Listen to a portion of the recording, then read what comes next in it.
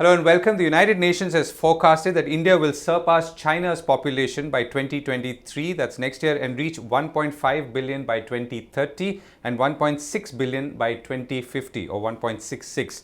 Now, interestingly, the earlier forecast for surpassing this was 2027, but this has evidently been advanced. So India's population is growing at a much faster rate than we thought. Now, this has many manifestations and outcomes, both social and economic. But let's try and focus a little more on the social side. And to do that, I'm joined by Poonam Muttreja, Executive Director of the Population Foundation of India. Poonam is a Master's in Public Administration from Harvard and has spent over 40 years in the development sector in various roles in the country. Ms. Muttreja, thank you very much for joining me. So, how do you, what's your first gut reaction when you see this number or when you saw this number? These numbers are no different from the projections that the UN has made, the World Population Report had made earlier.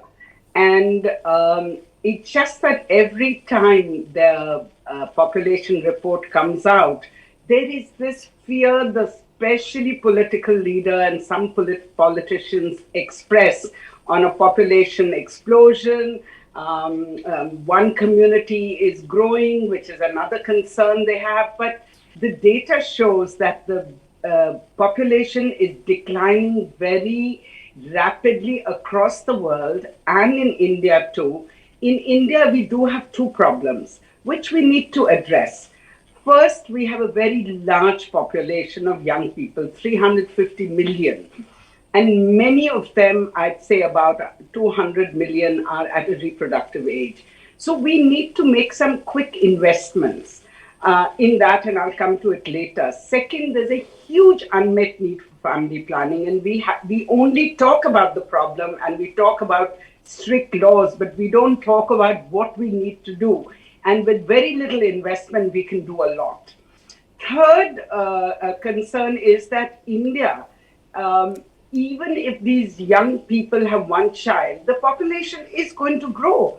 And we knew it. You know, India has some of the best data. We don't have to wait only for the wonderful World Population Report.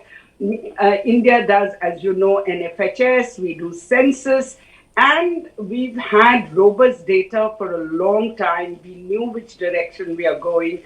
So for us to express, as a nation, shocked that we are overtaking China, or our population is, in terms of numbers, increasing, but percentage-wise, we are reaching replacement level. And we can do that faster. We can do it much faster than we are doing at this point of time. But overtaking China, we will, because China has made investments not just in family planning. China has made, and good population programs, but China has made investments in women's education, good health infrastructure, though, of course, coercive measures which have led to huge problems in China. Right. So let's put aside the fact that we are overtaking China, because as you said, China for various reasons has slowed down and in some ways has throttled its population growth. But let's look at our population number for what we are or where we are in terms of our own resources and our ability to manage and provide gainful employment and the right social and economic backing. Where do we, one of the things you mentioned was that we do have a young population, and the young population has to be provided for in terms of job opportunities, in terms of opportunities and so on. So that's one part. If you were to look at the overall, let's say the health and education capability of this country to manage a growing population, where would you, in a very broad sense, put that right now? I give India literally 3 or 4 on 10. And I'll explain why I say that. As I said earlier, India knew where we are in terms of demographics and in terms of numbers and which direction we were going. We have done very little to invest in either health or education or skill development. We talk a lot about skill development. We talk about the demographic dividend as though it's an automatic thing that will happen. Though there is a window of opportunity we still have, but it's limited years. It's not forever. If you have a young population, you need to skill them. We haven't done very much. In fact, I believe about 15 years ago, we got a study done which showed only 2% of Indians have the skills, and young Indians have the skills and capabilities of entering the job market where the job opportunities exist. Now, that hasn't improved very much if you look at the numbers. It could be 3%, but it's still really uh, uh, dismally low. Second, where is our investment in health? We invest 1.4% or 3% of our GDP. And we've been talking about increasing previous government, current government, but we haven't increased investments in health. And within the health sector, we have a meager 6% of the meager health budget. And that too, we don't invest much. We can in temporary methods, which is what young people need. They need to postpone. They need to space their children.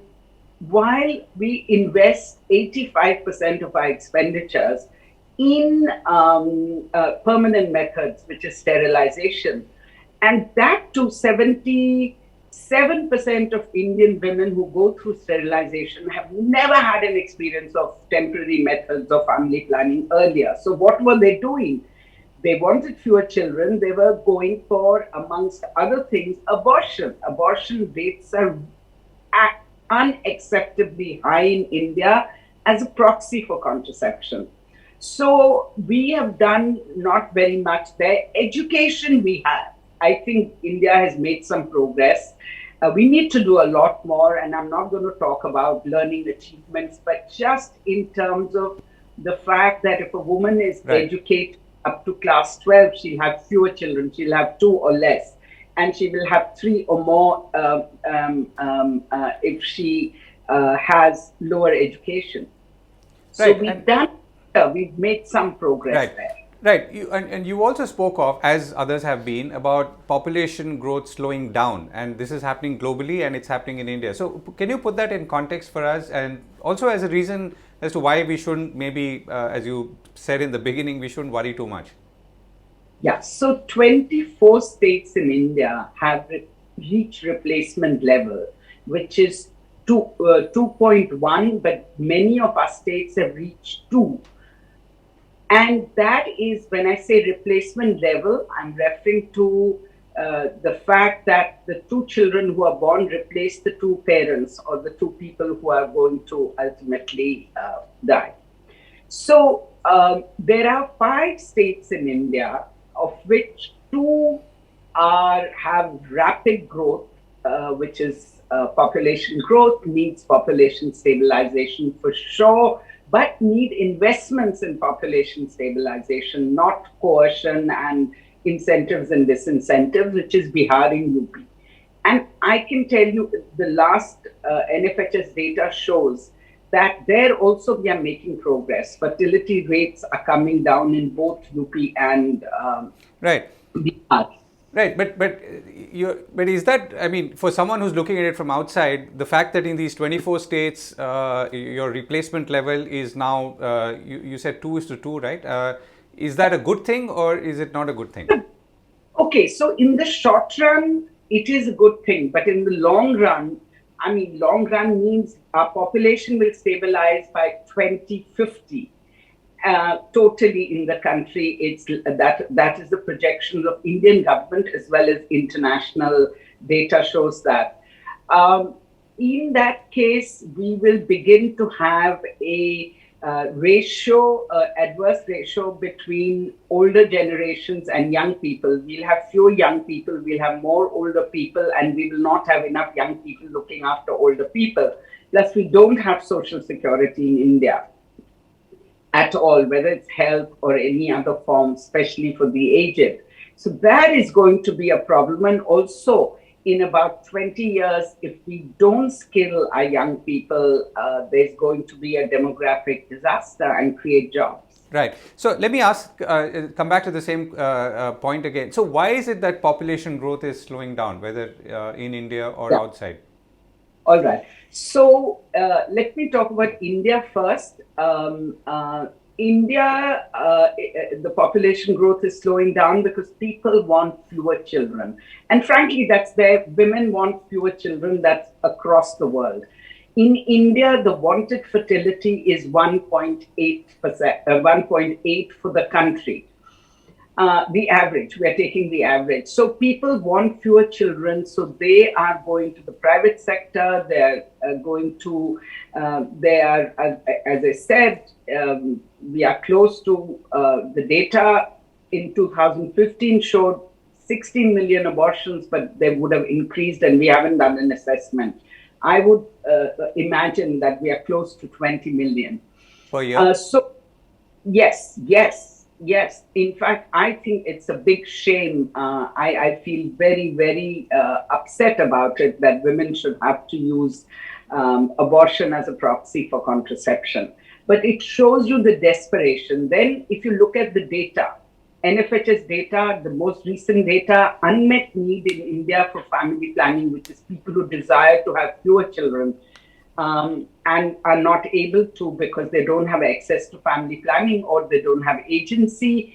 Women don't have the agency to go for family planning.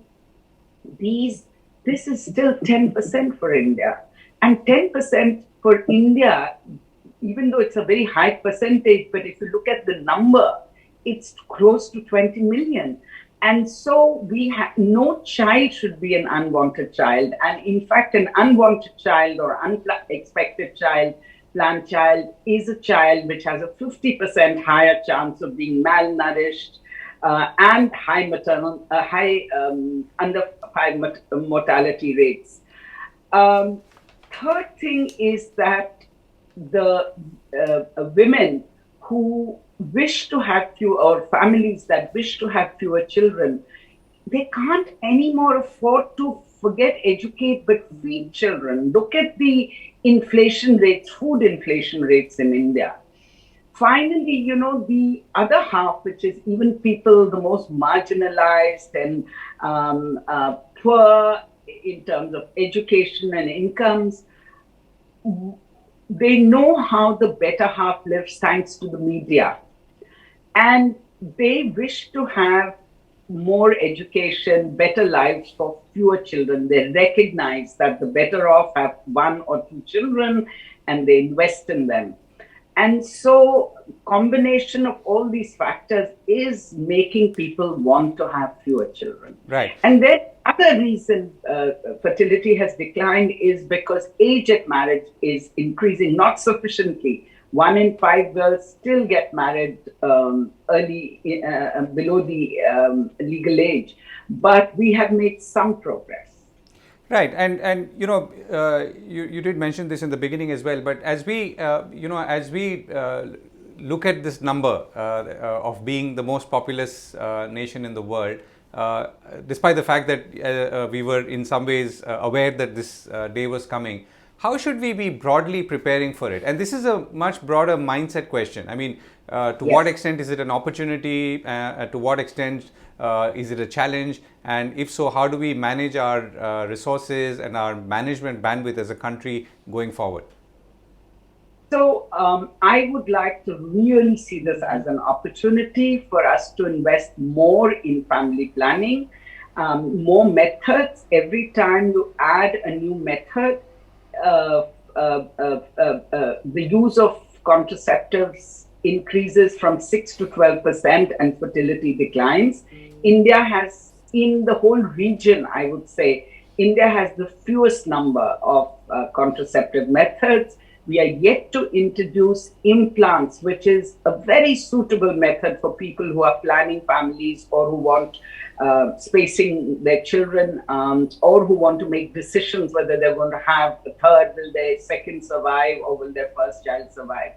So India needs to bring in the technology which the world is using. So it's not something new. And this one method that I'm mentioning to you, it's a hormonal method which you can prevent a pregnancy from 3 to 5 years. There's one for 3 years, there's one for 5 years.